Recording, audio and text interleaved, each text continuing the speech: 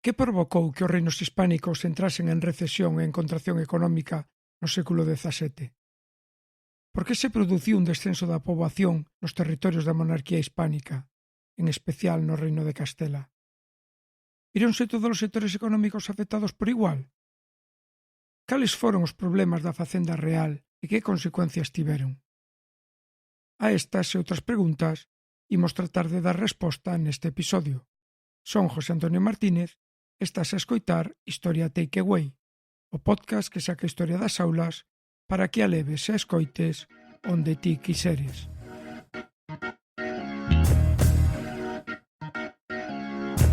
Historia Takeaway.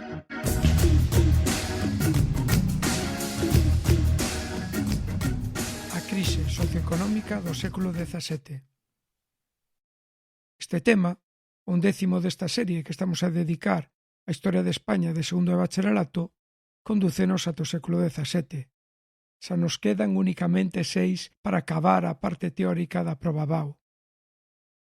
Aproveitemos, antes de nos meter nos contidos do tema, para falarmos da forma que se ten de simplificar a historia. E por que vos digo isto? Dedicábamos, lembrades o episodio anterior, a configuración do Imperio Español no século XVI. Suscribidevos ao podcast para non perder ningún destes episodios. Século XVI, tema 10. Século XVII, tema 11. Expansión e creación dun grande imperio no XVI. E crise económica e social no XVII. Carlos I e Felipe II, os reis do XVI, chamados os Austrias Maiores, e Felipe III e Felipe IV e Carlos II, os últimos reis da dinastía, que reinaron durante a centuria de 1600, coñecidos como os Austrias Menores. Foi así. Houbo unha diferencia tan neta, tan clara entre os dous séculos? Houbo un século de expansión seguido doutro de crise? Non. É unha simplificación que nos permite ordenar e fixar os contidos, aínda que posiblemente nos deixe despois unha idea falsa, entre comiñas, de como se desenvolven os períodos históricos. En primeiro lugar, non existe un corte tallante entre os dous séculos. Xa comentamos no episodio anterior, a crise comezou no século XVI, no período de auxe imperial. Crise económica e social e política imperial van unidas da man. As bancarrotas en tempos de Filipe II xa nos anticipan o período de contracción económica e de recesión que se vai estender nos territorios da monarquía hispánica, afectando especialmente a Coroa de Castela neste século XVII. E será con Carlos II, o último dos Austria, cando a situación millore no último cuarto de século. Queredes datas concretas, máis asustadas? Pois fálase que a crise económica tivo o seu maior impacto nos reinos hispánicos entre 1580 e 1680. As causas. Son variados os factores que levan a monarquía hispánica de Filipe II á crise económica e social. O primeiro é o excesivo gasto. A coroa ela mesma gasta moito diñeiro, o chamado gasto suntuario. Mais non é esta a causa, senón principalmente a política imperial. Crear e manter un imperio costa moito diñeiro, e Carlos I e Filipe II utilizaron unha inxente cantidade de recursos, entre eles os metais preciosos, que proviñan de América, para financiar as súas empresas militares. E como non abondaba, recorreron a empréstitos da banca estranxeira, os chamados asentos, por se vedes nalgún lado esta palabra, ou aumentar a débeda pública, os xuros. Diñeiro que non poderán devolver, o que provocará as sucesivas bancarrotas. A segunda causa é o aumento da inflación, causada pola chegada masiva de ouro e prata americana, que xa acabamos de mencionar. Despois falaremos dela, mas as medidas que os reis van tomar, xa vos avanzo, non fixeron máis que agravar a situación. A terceira causa sería a aparición dunha serie de países que non só van facer unha competencia política ao Imperio Hispánico, senón tamén económica. Estamos a falar de Inglaterra ou das Provincias Unidas. E por último, tamén estaría entre as causas a mentalidade rendista dos grupos privilexiados, nobreza e clero, que non a axudou. Abondáballes con vivir de rendas, non investindo nos novos sectores en desenvolvemento, artesanía e o comercio.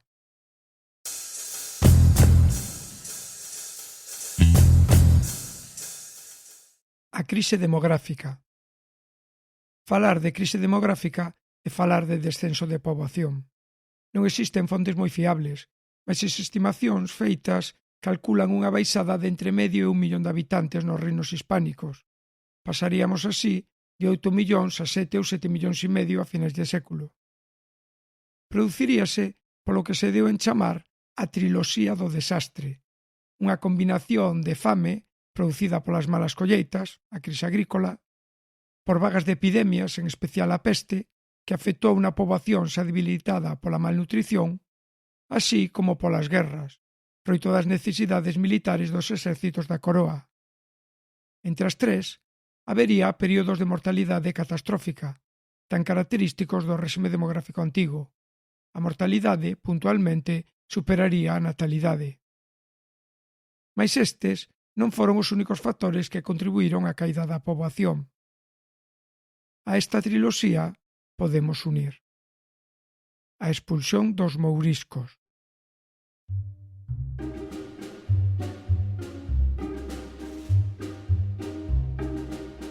o concepto é o concepto.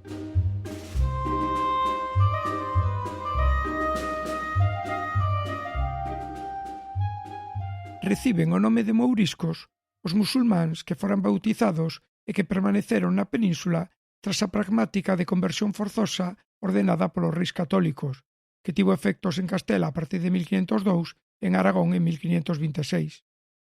Concentrados principalmente no sur da península, no antigo reino de Granada, e tamén na coroa de Aragón e Valencia, Filipe III decretou a súa expulsión en 1609, por temor a un levantamento xeral destes mouriscos contra a coroa, xa que pensaba que poderían apoiar a Francia na guerra que estaban a levar naquel momento. Fálase de expulsión de case 300.000 persoas, un 4% do total dos territorios da monarquía, mas que afectou especialmente ao reino de Valencia, a coroa de Aragón e a Murcia, onde a súa porcentaxe era moito maior, e onde tiñan un peso económico importantísimo, especialmente na agricultura, coa horticultura, o cultivo de arroz ou da cana de azucre. Deste xeito, a expulsión dos mouriscos non tivo únicamente consecuencias demográficas, senón tamén económicas, xa que provocou o abandono de moitas terras de cultivo, caendo a produción, así como a recadación fiscal ou as rendas nobiliares. Outro dos factores que contribuíron á caída da poboación foi a emigración ás Indias. Nunha situación de crise, emigrar ás Indias, a América, convertiuse nunha oportunidade, sobre todo para a xente nova da coroa de Castela. A marcha destas persoas, significativa na primeira metade do século, tivo efectos negativos no crecemento vegetativo da poboación. Esta crise demográfica non afectou a todos os reinos por igual. Incidiu especialmente en Castela, fundamentalmente nos territorios do interior do reino. A costa, tanto a setentrional como a meridional, e tamén a mediterránea, remataron o século cun crecemento da poboación positiva. Producíase un forte contraste de poboación interior-costa que se afianzará, xa sabedes, en séculos posteriores. Por último, hai que decir que as cidades tamén se viron moi afectadas, xa que o descenso da poboación urbana foi moi superior ao rural neste século.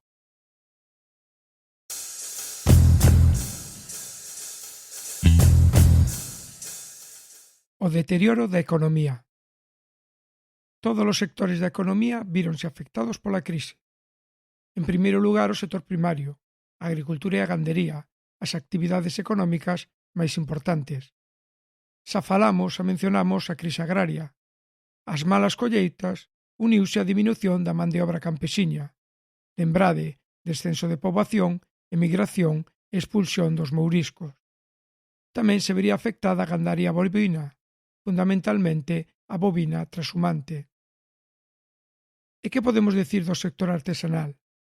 Pois que foi moi acusada a crise, como se ve no descenso da produción interna, afectando especialmente a Castela e as vilas onde se concentraba esta actividade, Segovia, Cuenca ou Soria, por exemplo.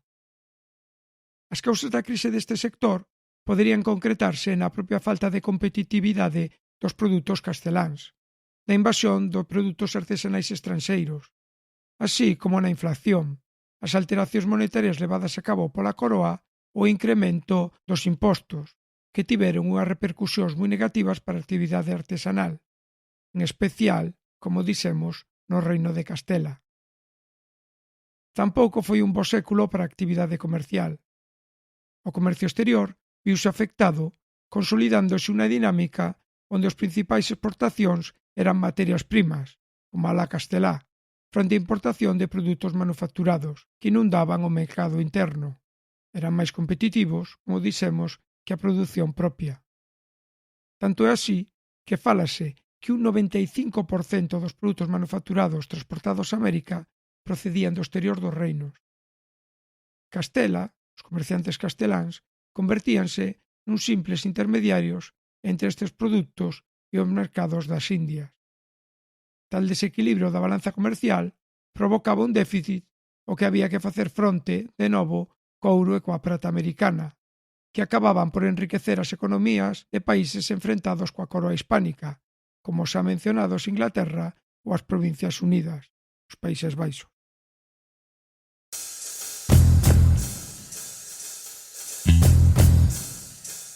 Os problemas da Facenda Real. Unha das grandes causas da crise do século XVII foi a política imperial da Coroa. Un gran imperio só se pode manter cunha grande cantidade de diñeiro.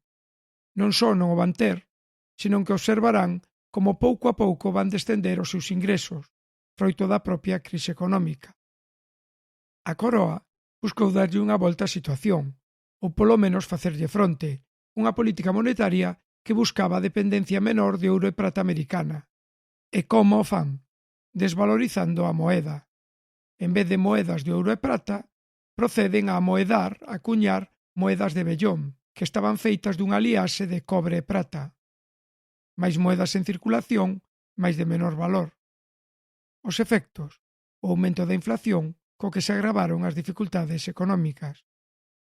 A imposibilidade de devolver os empréstitos solicitados levou a Coroa a se declarar en bancarrota 6 veces durante o século XVII e só fixera, se lembrades, 3 veces Felipe II na segunda mitade do XVI.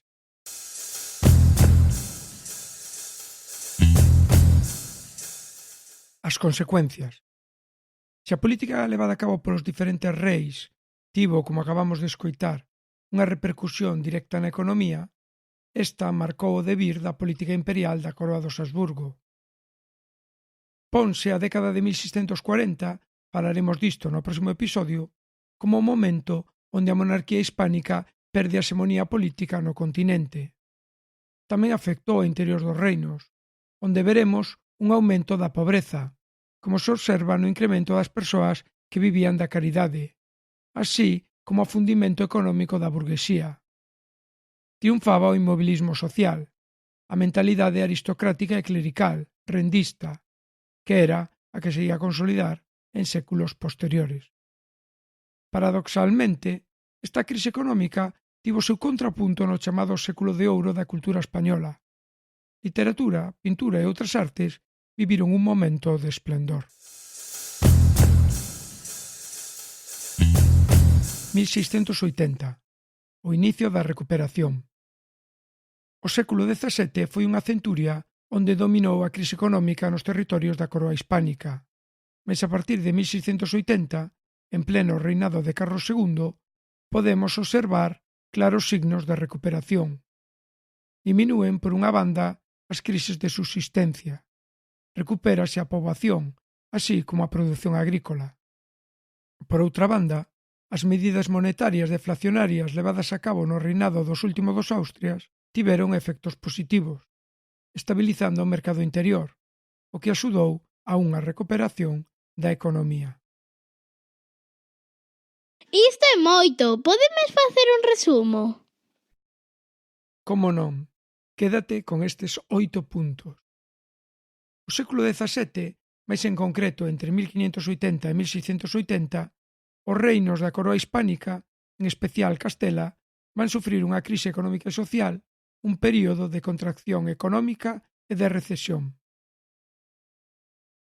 Segundo, as causas da crise proceden da propia política imperial levada a cabo no século XVI por Carlos I e Filipe II, que levou os gastos da coroa a unha cantidade inasumible, o que lles obrigou a se endevedar a través de empréstitos coa banca estranxeira e aumento da débeda pública.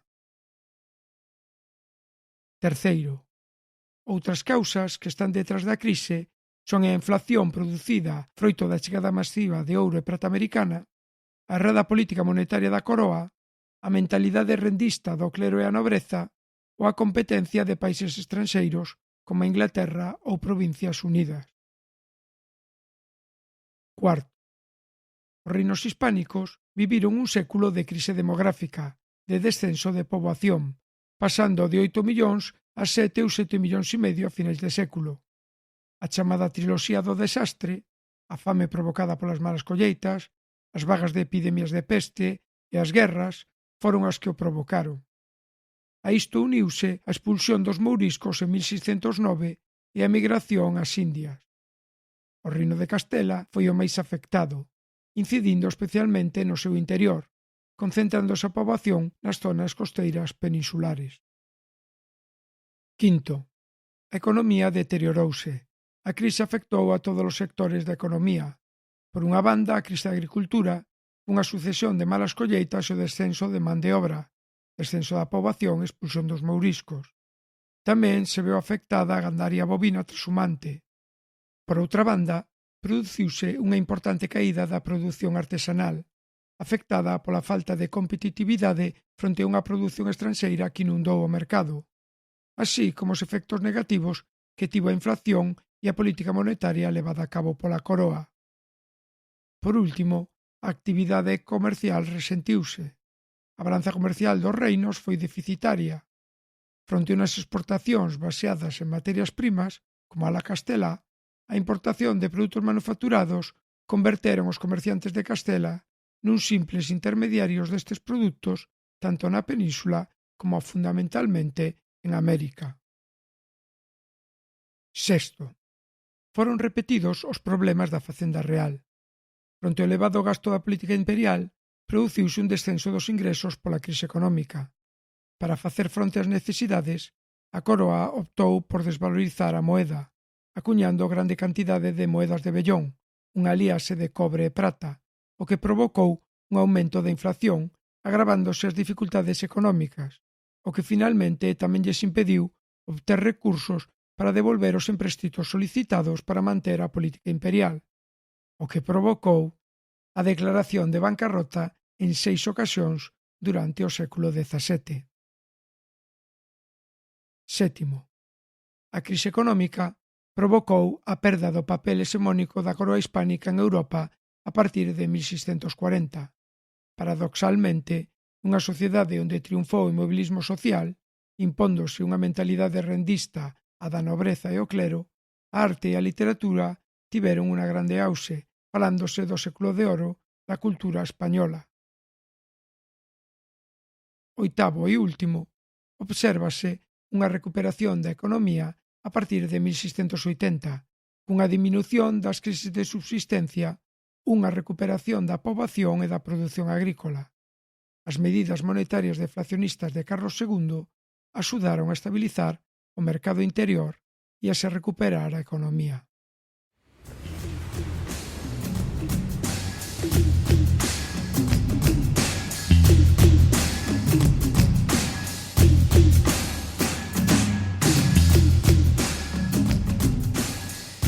E até aquí o episodio de hoxe. Lembra que se queres ter os puntos fundamentais do tema por escrito, así como as ligazóns a outros recursos e materiais sobre este tema, a crise do século XVII, podes atopalo na nosa web, facemoshistoria.gal. Seguro que é do teu interese atopar as ligazóns e blogs e web de profesorado galego de segundo bacharelato onde atoparás por escrito este tema. Poderás comprobar que se ven hai coincidencias no básico, cada quen ten o seu propio estilo. A ti tócache escoller. Unha aperta. Vémonos. Escoitámonos.